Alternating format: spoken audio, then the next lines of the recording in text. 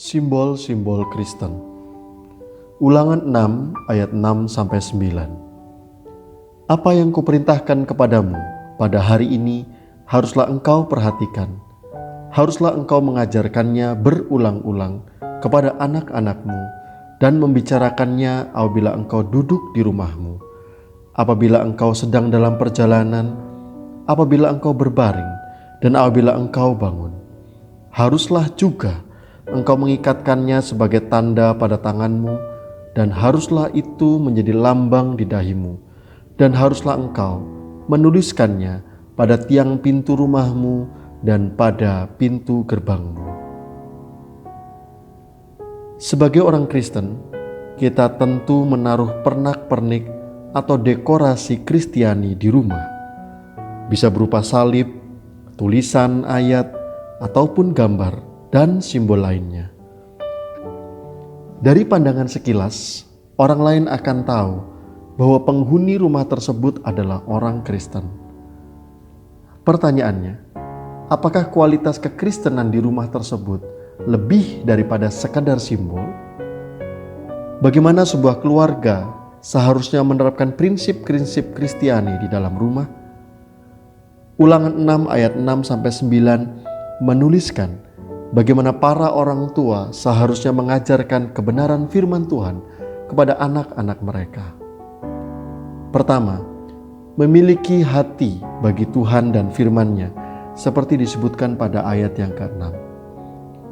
Bagian ini mendahului perintah untuk mengajar anak-anak. Orang tua harus memperhatikan perintah-perintah Tuhan. Kata Ibrani untuk perhatikan di sini seharusnya diterjemahkan ada dalam hati. Dalam budaya Israel, hati dianggap sebagai pusat kehidupan seseorang, yaitu apa yang terpenting, apa yang menggerakkan seluruh aspek kehidupan. Jadi, ini bukan sekadar memperhatikan, ini tentang meletakkan sesuatu yang terpenting, yaitu firman Tuhan, di tempat yang terpenting, yaitu hati manusia. Setiap orang tua harus memahami hal ini.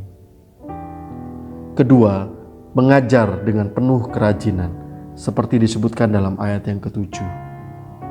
Musa tidak mengajar anak-anak, bukan karena dia tidak mau melakukan hal itu. Hanya saja, hal itu bukan menjadi tanggung jawab utamanya. Mengajarkan kebenaran kepada anak-anak merupakan tanggung jawab setiap orang tua. Merekalah yang berada di barisan terdepan dalam pendidikan anak. Beban pengajaran ada di pundak mereka.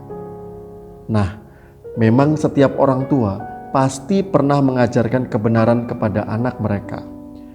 Kalau begitu, apa yang perlu diperhatikan di ayat ini?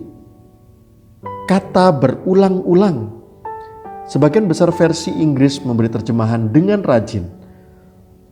Tambahan kata dengan rajin atau berulang-ulang di sini sangatlah penting, sebab tidak banyak orang tua yang rajin melakukannya. Mari orang tua rajin dan dengan berulang-ulang mengajarkan firman Tuhan kepada anak-anakmu.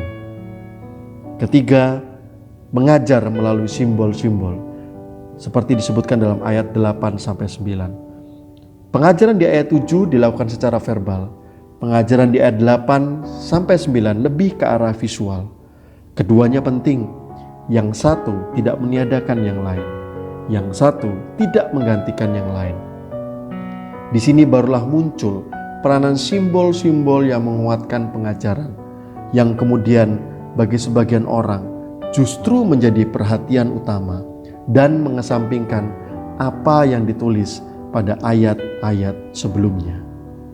Bagaimana dengan Anda?